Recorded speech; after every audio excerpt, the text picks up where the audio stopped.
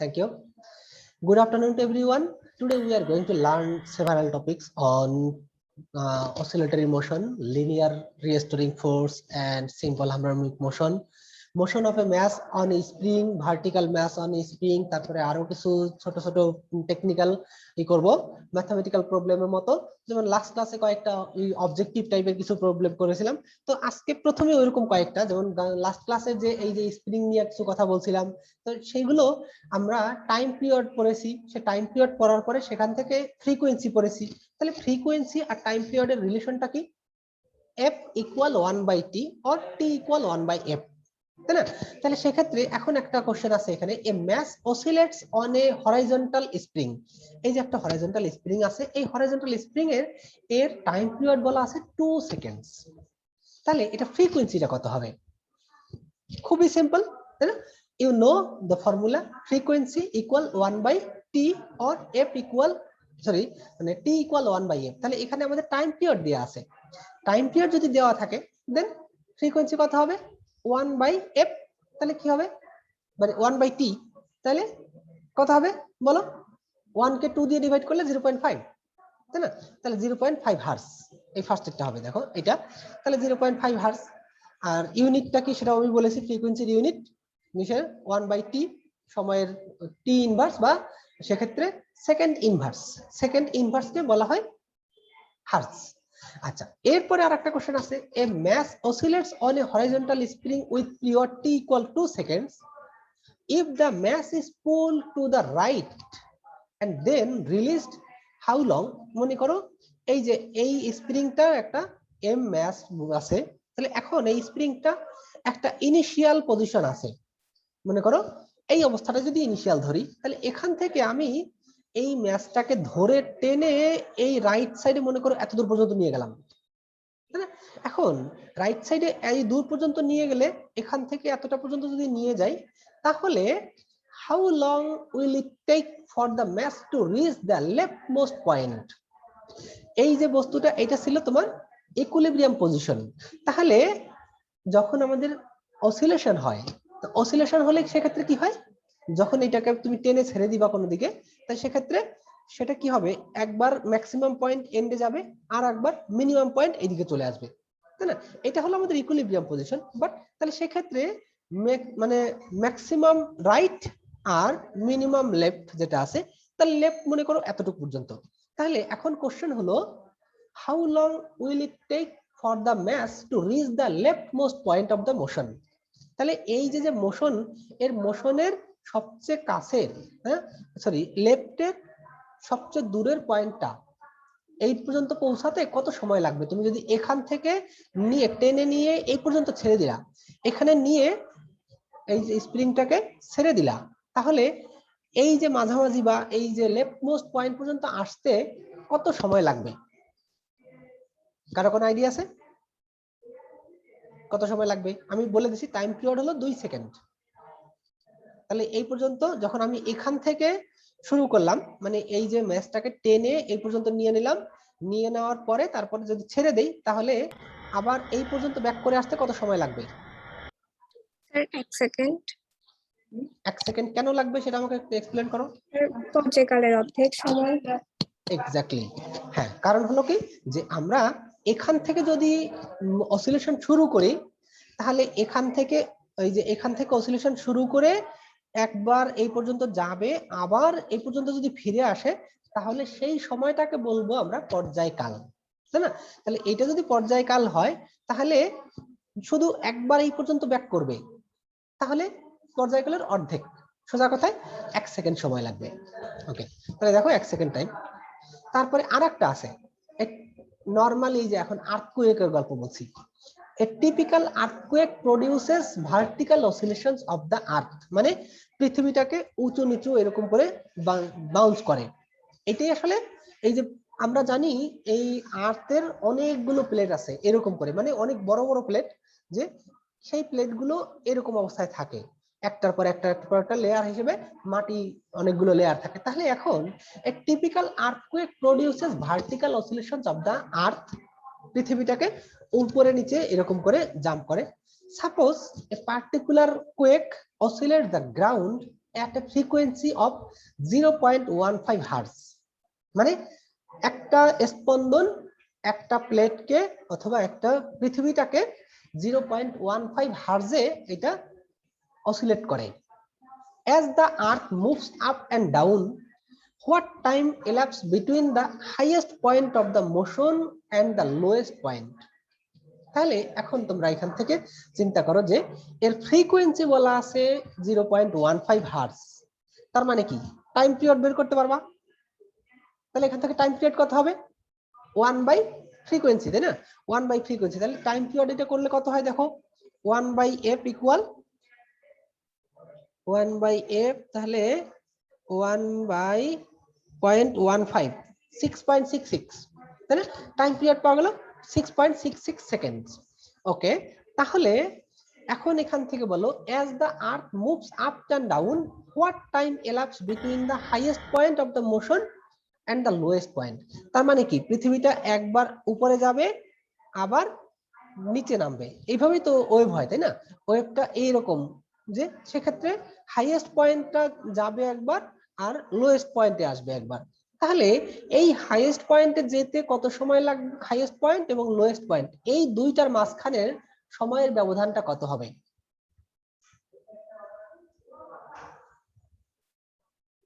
সময়ের ব্যবধান কত হবে হাইয়েস্ট পয়েন্ট থেকে লোয়েস্ট পয়েন্টে যেতে? মানে আমরা যে ওয়েভটা ধরেছি, ওয়েভ তো এইরকম একটা কার্ভ, তাই না? তাহলে আর তারপরে এই হলো লোয়েস্ট পয়েন্ট। পৃথিবীটা তো ডিসপ্লেস হতে পারে না, তাই না? শুধুমাত্র কি হচ্ছে, জায়গায় থেকে একবার উঁচু হচ্ছে একবার নিচু হচ্ছে। তাহলে হাইয়েস্ট পয়েন্টটা সেখান থেকে এই যে আমরা যে এই এটা যদি বলি, মনে করো এই হলো হাইয়েস্ট পয়েন্ট, এই হলো লোয়েস্ট পয়েন্ট, তাই না? তাহলে এখান থেকে এই পর্যন্ত যেতে কত সময় লাগবে? এটাকে যদি একটা ওয়েভ বলি, আমরা পর্যায়কাল বলেছি, টাইম পিরিয়ড বলেছি 6.66 সেকেন্ড। তাহলে পর্যায়কালটা আমি কি বলেছি, ডেফিনিশনটা ভুলে গেছো? পর্যায়কাল মানে কি, এখান থেকে শুরু করে এই পর্যন্ত গিয়ে এই পর্যন্ত যদি আসে তাহলে সেটা হলো একটা পর্যায়কাল, তাই না? 3.3 সেকেন্ড। হ্যাঁ বলো। 3.33। ইয়েস, 3.36, জাস্ট মানে কি অর্ধেক পর্যন্ত। এখানে যাচ্ছে কতটুকু, এখানে তার মানে কি পর্যায়কালের অর্ধেক সময়। তাহলে পুরো পর্যায়কাল মানে হলো এখান থেকে শুরু করলে এখানের থেকে গিয়ে আবার এই পর্যন্ত ফিরে আসলে, তাহলে এইটা হলো একটা পর্যায়। আর এই হলো এই মাঝখানে, মাঝখানে এটা হলো তার ইকুইলিব্রিয়াম পজিশন, তাই না? তাহলে এই টপ থেকে বটম এই পর্যন্ত যাওয়া আসা করলে তাহলে সেক্ষেত্রে কি হয়, অর্ধেক পর্যন্ত মানে হাফ পর্যায়কাল সময় লাগবে। তাহলে হাফ পর্যায়কাল মানে কি 3.33 সেকেন্ড। হ্যাঁ, তাহলে অর্ধেক। ওকে, এরপরে আরেকটা দেখো, এই যে এইগুলো তো সবাই জানো যে common units of frequency 10⁻³ hertz মানে 1000 হার্জ, এটা হলো কিলো হার্জ, তাহলে 1 কিলো হার্জ। এখন টাইম পিরিয়ড কত হবে?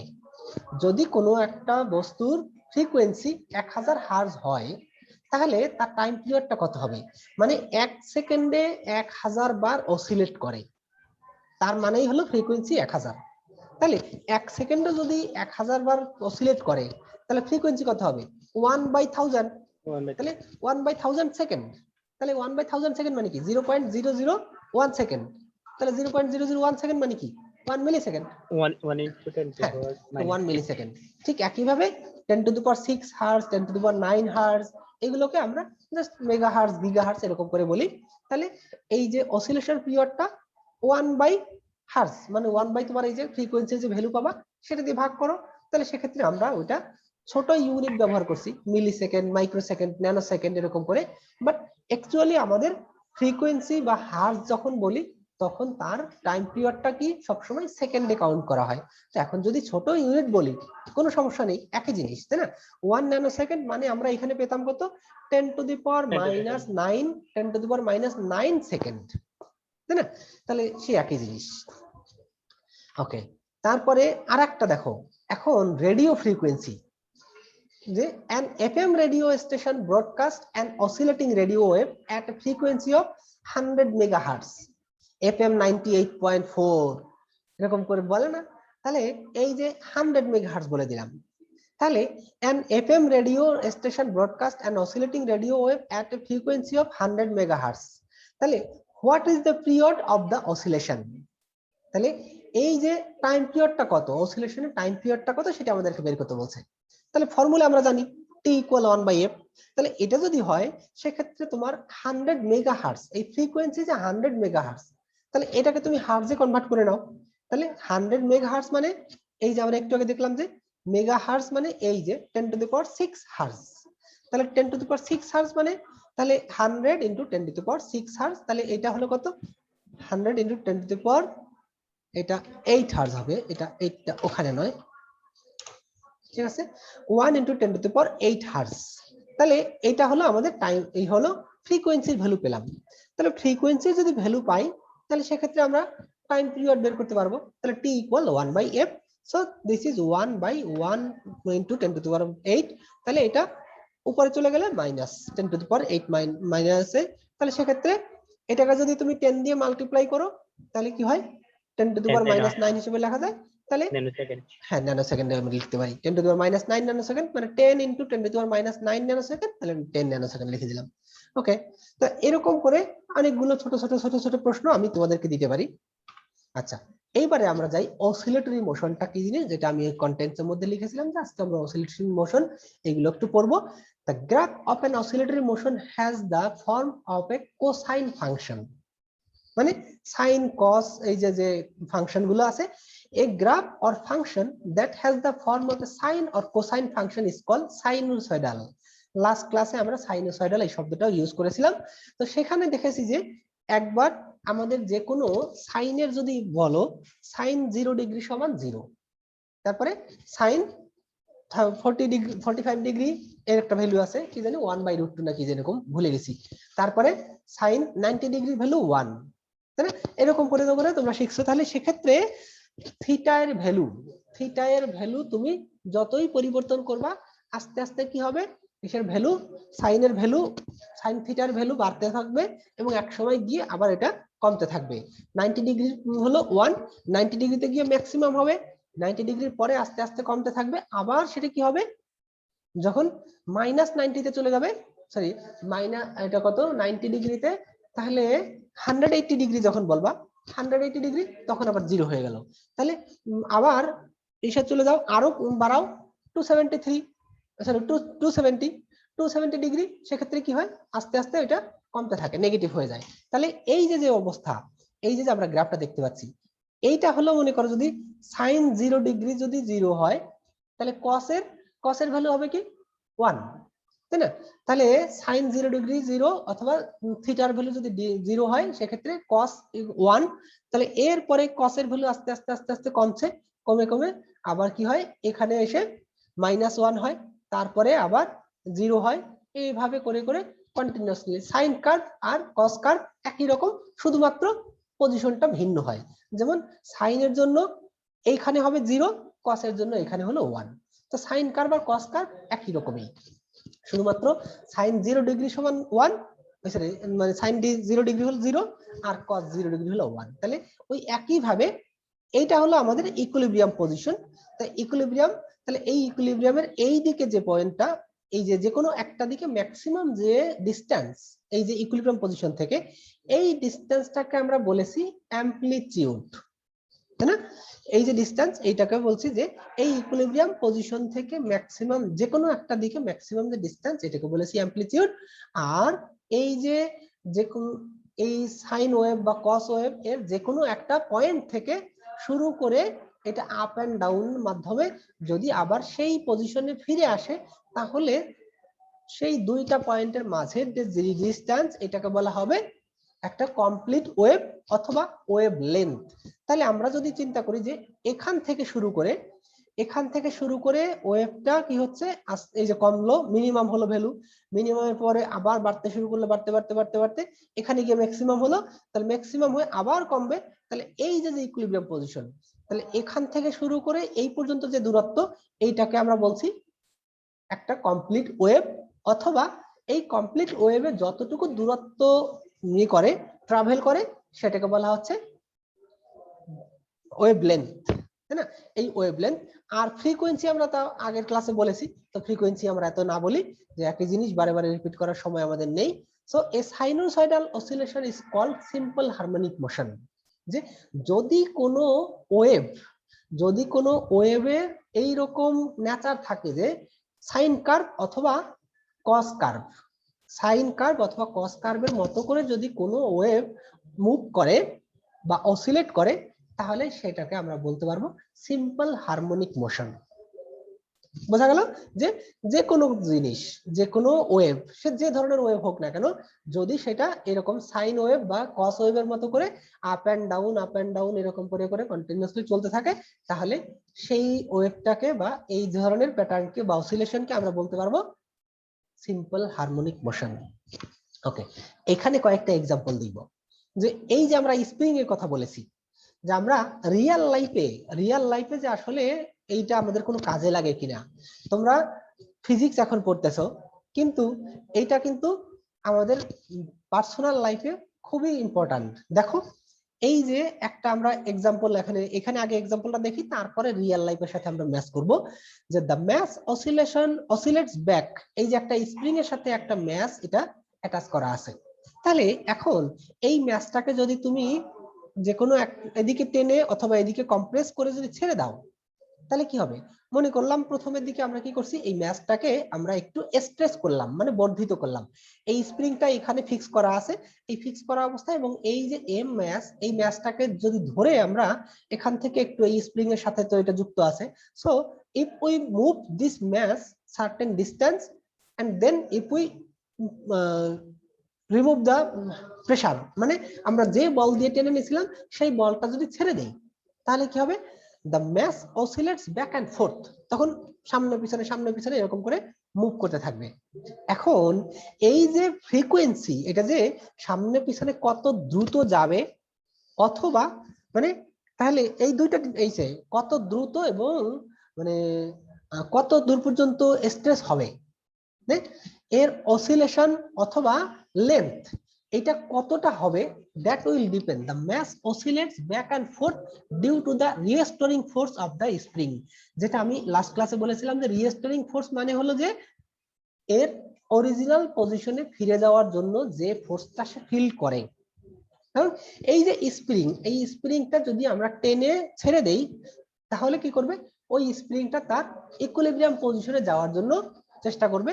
তো এই যে এখানে একটা ফোর্স ফিল করবে, এই যে ফোর্সটা, that is known as restoring force. এবং এই রিস্টোরিং ফোর্স যত বেশি হবে, তাই না, দ্য পিরিয়ড ডিপেন্ডস অন, এখন এই যে আমরা এখানে ফ্রিকোয়েন্সির কথা বলেছি যে এটা কন্টিনিউয়াসলি অসিলেট করতে থাকবে, এবং এই অসিলেশন পিরিয়ডটা ডিপেন্ড করবে, the period depends on the mass. এই যে বস্তুটা, এই বস্তুটা যদি খুব ভারী হয়, তাহলে কিন্তু খুব বেশি দ্রুত এটা মুভ করতে পারবে না। তার মানে কি, it depends on mass and also the stiffness of the spring. এই স্প্রিংটা কতটা ফ্লেক্সিবল বলতে কি, যে তুমি যদি এটা এত শক্ত স্প্রিং হয়, তো সেই ক্ষেত্রে কি হবে, যে তুমি অল্প একটু বল প্রয়োগ করলা, তাহলে সেই ক্ষেত্রে এটা সামান্য একটু স্ট্রেস হবে এবং এটা খুব দ্রুত মুভ করবে না। তো সেক্ষেত্রে আমরা এইভাবে বলবো কি, যে এটার স্টিফনেস, ফ্লেক্সিবিলিটিটা কেমন, তার উপরে, এবং এই যে বস্তুটার ম্যাস, এই দুইটার উপরে ডিপেন্ড করবে এর অসিলেশন, যে এর টাইম পিরিয়ডটা কত হবে সেটার উপরে ডিপেন্ড করবে। আর তাহলে এখন আমরা দেখি আমাদের বাস্তব লাইফের কথা বলি। এই যে আমি যে কথাগুলো বলছি, এই কথাগুলো এই যে ডিভাইসের মাধ্যমে তোমাদের বাসায়, ওখানে তুমি যে ডিভাইসটা ব্যবহার করছো সেখানে পৌঁছাচ্ছে। তাহলে আমি যদি আমি আমার কথাগুলোকে তুমি লাউডলি শুনতে পাচ্ছ না আস্তে শুনতে পাচ্ছ, এইটা ডিপেন্ড করবে ভাইব্রেশনস ইন দা এয়ার। এই যে সাউন্ডটা তৈরি করছি আমি, এইটা যে আমাদের কানে পৌঁছায়, হ্যাঁ, এইটা কি আমি সাউন্ডটা কি খুব জোরে শুনবো না আস্তে শুনবো, বা কত সময় পর পর শুনবো, দ্যাট উইল ডিপেন্ড অন আমাদের যে কানের যে ককলিয়া আছে, সেই ককলিয়ার যে মেমব্রেন আছে, তাই না, এই মেমব্রেনটা যদি খুব দ্রুত ভাইব্রেট করে, তাহলে সেক্ষেত্রে সাউন্ডটা একরকম শুনবো।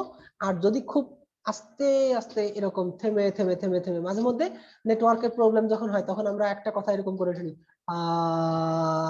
এইরকম, যে একটা কথা ক্লিয়ারলি শুনতে পাচ্ছি না, তাহলে এরকম করে গেলে যদি মানে তার মানেটা কি হচ্ছে, যে নেটওয়ার্কটা খারাপ হচ্ছে, নেটওয়ার্ক খারাপ থাকার কারণে আমাদের সাউন্ডটা যেই স্পিডে যেভাবে ট্রান্সমিট হওয়ার কথা ছিল সেটা না হয়ে তার ফ্রিকোয়েন্সিটা তখন অনেক লম্বা হয়ে যাচ্ছে। মানে এসের ওই ফ্রিকোয়েন্সিটা যদি খুব শর্ট হয় তাহলে খুব কাছাকাছি অল্প সময়ের ব্যবধানে আসবে, আর যদি ফ্রিকোয়েন্সিটা অনেক কম হয় তার মানে কি ফ্রিকোয়েন্সি যদি টাইম পিরিয়ড যদি অনেক বেশি হয়, তাহলে সেক্ষেত্রে কি হবে, ফ্রিকোয়েন্সিটা অনেক কম হবে এবং পিরিয়ডটা অনেক সময় ধরে আসবে।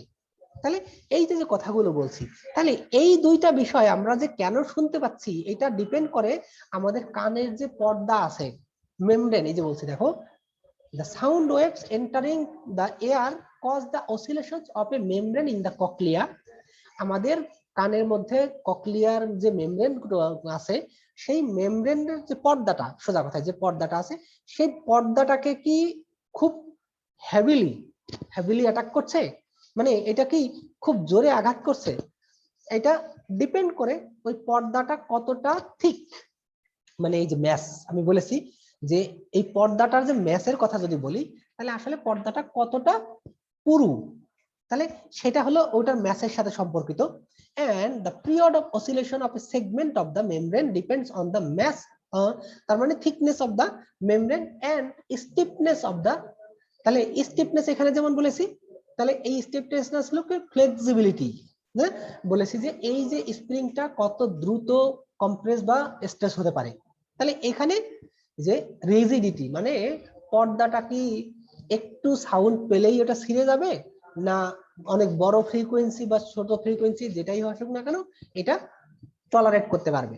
তাহলে এই যে স্টিফনেস বা রিজিডিটি, এই পর্দার যে রিজিডিটি এর উপরে, তাহলে এই দুইটা টার্মের সাথে কিন্তু এই যে আমরা বিষয়টা শিখছি এক্স্যাক্টলি সিমিলার।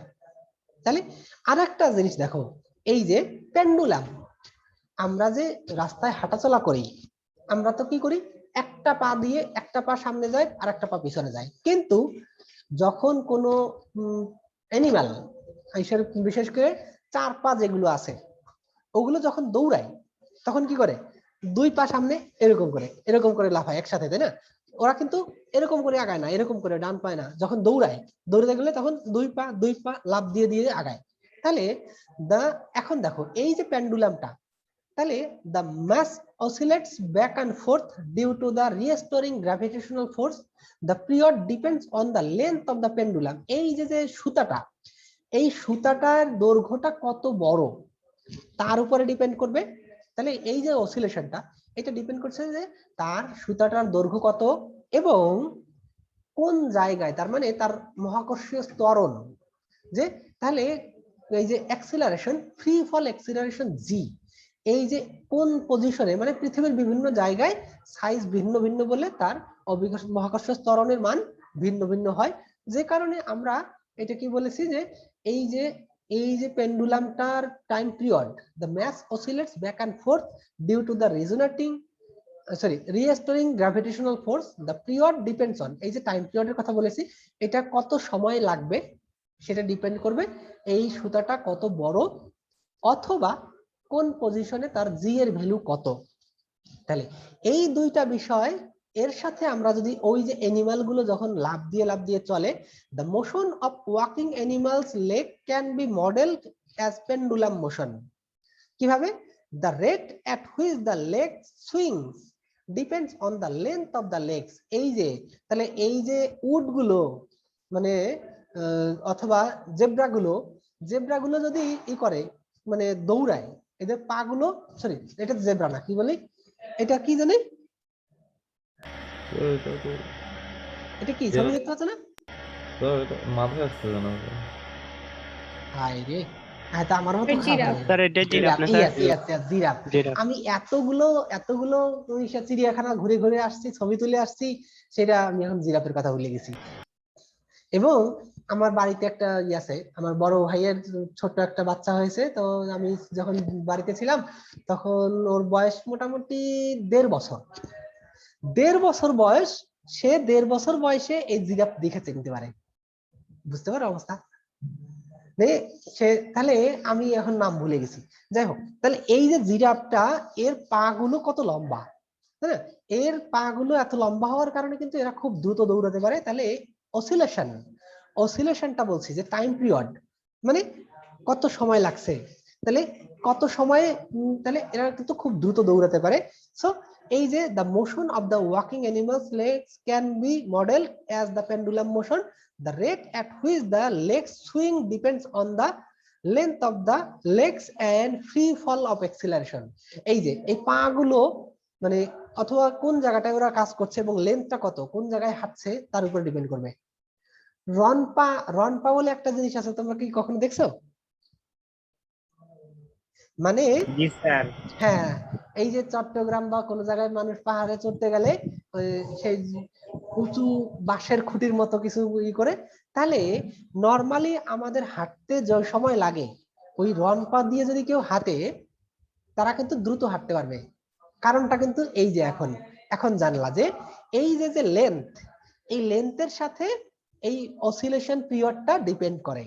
তাহলে এই যে জিরাফ এদের পা গুলো অনেক লম্বা হওয়ার কারণে কিন্তু এরা অনেক দ্রুত হাঁটতে পারে, আর আমাদের পা ছোট ছোট হওয়ার কারণে আমরা এত দ্রুত হাঁটতে পারি না। বোঝা গেল? তাহলে রন পা দিয়ে কেন মানুষ দ্রুত হাঁটতে পারবে। আচ্ছা, এরপরে আমরা চলে যাই linear restoring force and simple harmonic motion. এই যে একটা স্প্রিং আছে, এই স্প্রিংটাকে আমরা একটা জায়গায় ফিক্স করে রাখলাম এবং একটা বস্তু আছে, তাহলে এই পজিশনটা হলো এই স্প্রিং এর এটা ইকুইলিব্রিয়াম পজিশন। তাহলে ইকুইলিব্রিয়াম পজিশন যদি হয়, এখন আমরা এটাকে যে কোনো এদিকে কম্প্রেস করলাম অথবা স্ট্রেস করলাম, তাহলে সেক্ষেত্রে কিছুটা পরিবর্তন হবে। মনে করো প্রথমে এখান থেকে আমরা এই যে লাইন, এই লাইন থেকে আমরা কতটুকু পরিমাণ স্ট্রেস করলাম, মানে বাড়ালাম, লেন্থটা বাড়ালাম একটু প্রেসার করে, তাহলে সেক্ষেত্রে ও যে পরিমাণ রিস্টোরিং ফোর্স ফিল করবে তার ভ্যালুটা কত হবে, that will be directly proportional to the length. তুমি কতটুকু বৃদ্ধি করেছো, এই স্প্রিংটা কতটুকু বৃদ্ধি করেছো তার সাথে সম্পর্কিত। দেখো যে এই যে এফ নেট, এফ ফোর্স মানে যে রিস্টোরিং ফোর্স এর ভ্যালুটা কতটুকু হবে, restoring force is directly proportional to the length changed delta x. এই যে এখানে ডেল্টা এক্স পরিমাণটা আমি বৃদ্ধি করেছি, তাহলে এখন ও কি করবে, ও ইকুইলিব্রিয়ামের দিকে বলটা ফিল করবে, কারণ চাইবে ইকুইলিব্রিয়ামের দিকে যেতে। তাহলে আমি যে এখানে বলটা দিয়ে টেনে এই পর্যন্ত লম্বা করেছি, তাহলে সে কতটুকু পরিমাণ পরিবর্তন হয়েছে, লেন্থ ডেল্টা এক্স। তাহলে এই যে ডেল্টা এক্স যতটুকু পরিবর্তন হলো তার সাথে যদি বেশি পরিমাণ তুমি ই করো, স্ট্রেস করো, অনেক বেশি লম্বা দূরত্ব ই করো, স্প্রিংটাকে অনেক দূর পর্যন্ত টেনে নাও, তাহলে ও অনেক বেশি বল ফিল করবে। আর যদি কম টানো তাহলে সামান্য একটু বল ফিল করবে। So that is directly related to the or directly proportional to the displacement or the length changed.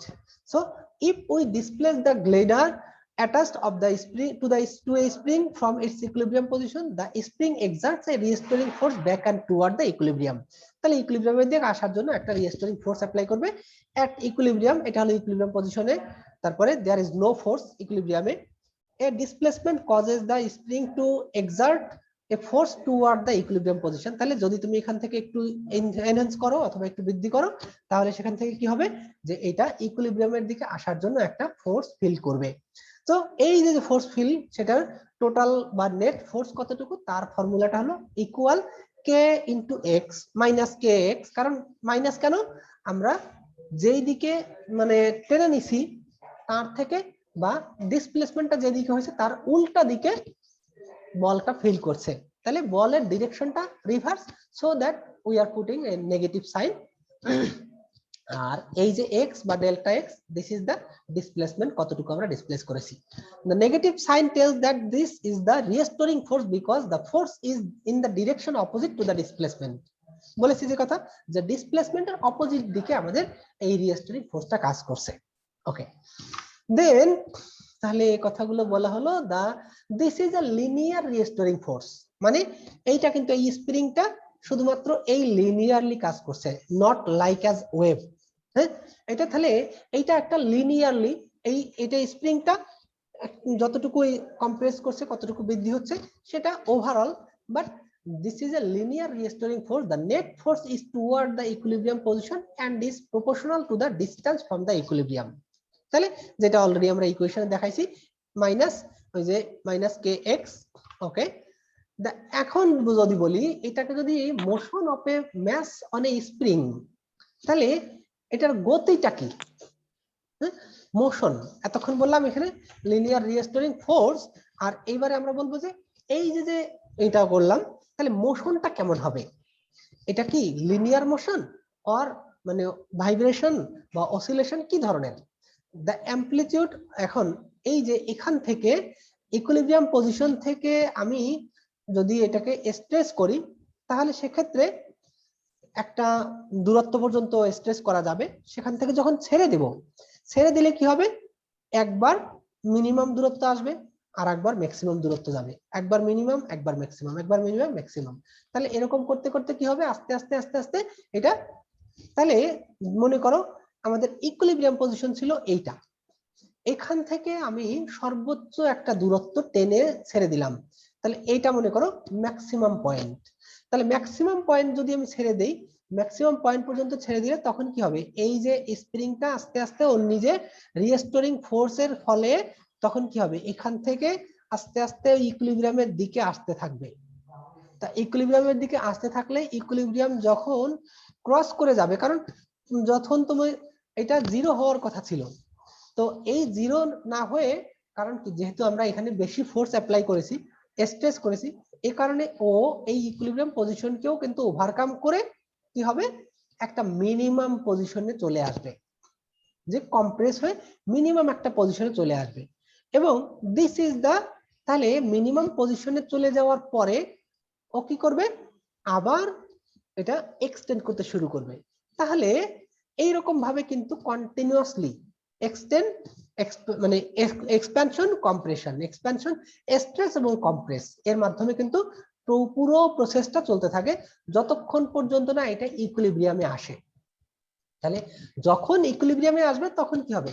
তখন কাছাকাছি আসলে তার স্প্রিং এর অসিলেশনটা লেন্থটা অনেক কমে যাবে। তখন এই যে আমরা এখান থেকে দেখলাম কি এখান থেকে এতটুকু পর্যন্ত, তখন হয়তোবা ওই এটা আস্তে আস্তে এখানে কমে আসবে এইরকম অল্প, অথবা আরো পরে আসবে হয়তোবা আরো কম, একদম কাছাকাছি ইকুইলিব্রিয়ামের কাছাকাছি চলে আসবে।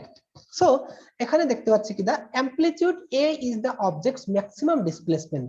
তাহলে এই যে এখান থেকে এটা যদি ইকুইলিব্রিয়াম পজিশন বলি, তাহলে এখান থেকে বলো এখান থেকে যে কোনো দিকে এই দিকে ম্যাক্সিমাম যে পজিশনটা মুভ করছে সেটা হলো ম্যাক্সিমাম ডিসপ্লেসমেন্ট বা amplitude. The amplitude A is the object's maximum displacement from the equilibrium.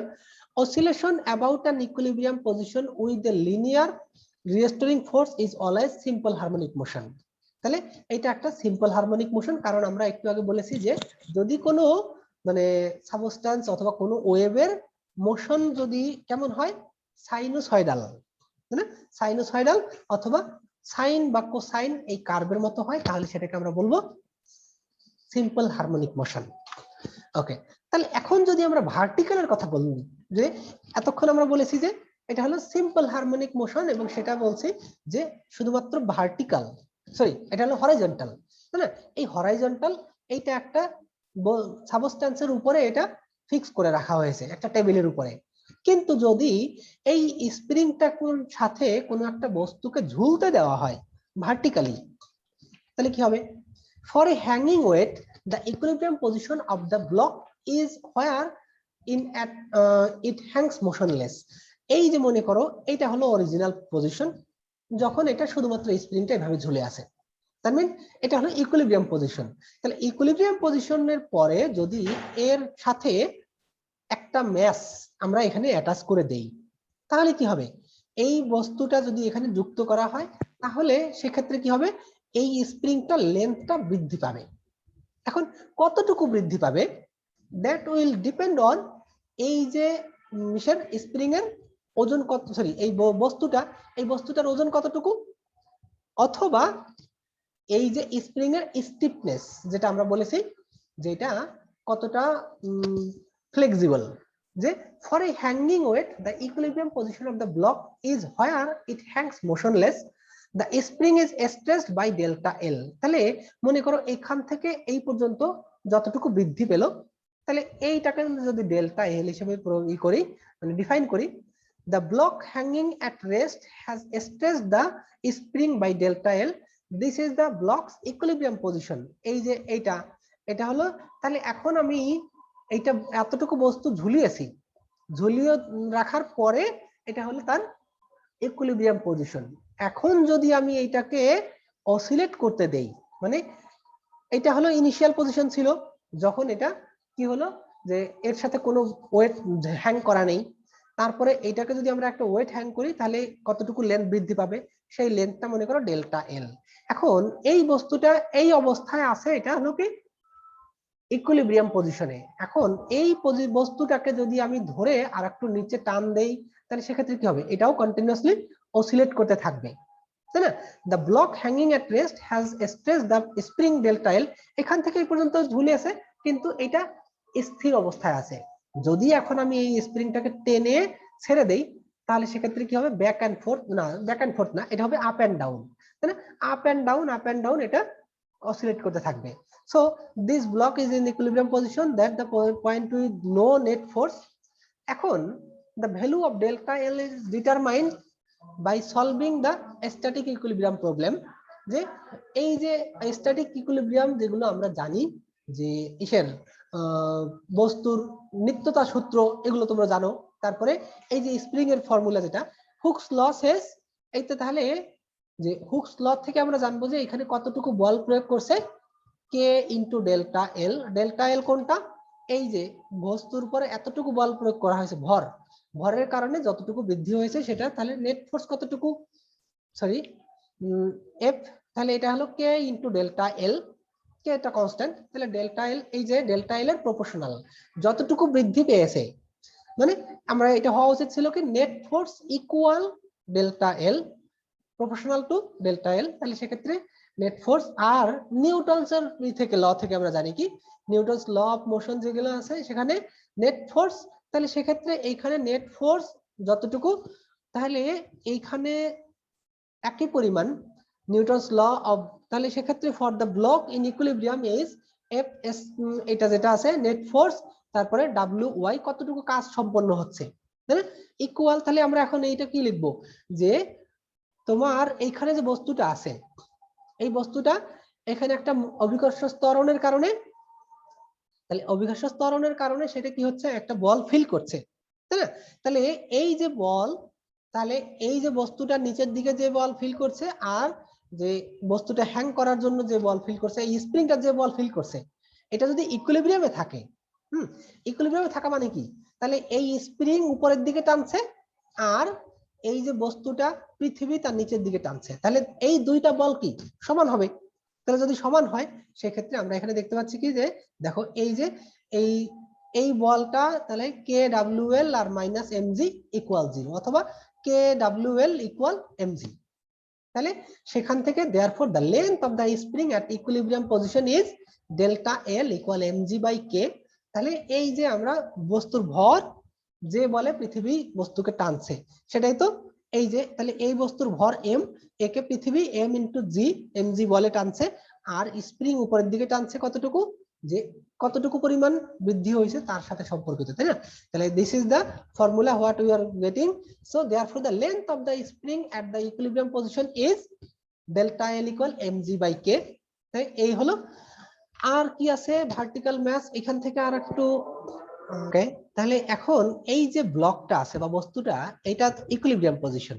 এখন ইকুইলিব্রিয়াম পজিশন থেকে যদি আমরা এটাকে একটু উপরে তুলি, মানে এই যে এতটুকু দূরত্ব, মনে করো এই ডেল্টা এল তো আমরা বৃদ্ধি করেছিলাম এখান থেকে এতটুকু পর্যন্ত ডেল্টা এল, তাহলে এই যে বৃদ্ধি হলো এখান থেকে যদি একটু উপরে থাকে, তাহলে কতটুকু পরিমাণ বল ফিল করবে, দেখো when the block is above the equilibrium position the spring is still stressed by an amount delta L minus 1, sorry minus Y.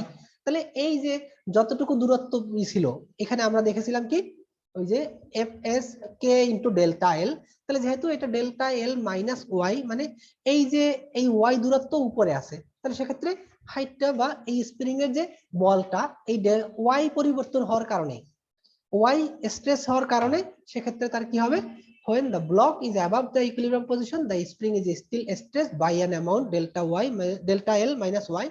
The net force on the block is, তখন সেই ক্ষেত্রে তার নেট কত হবে, force কত হবে।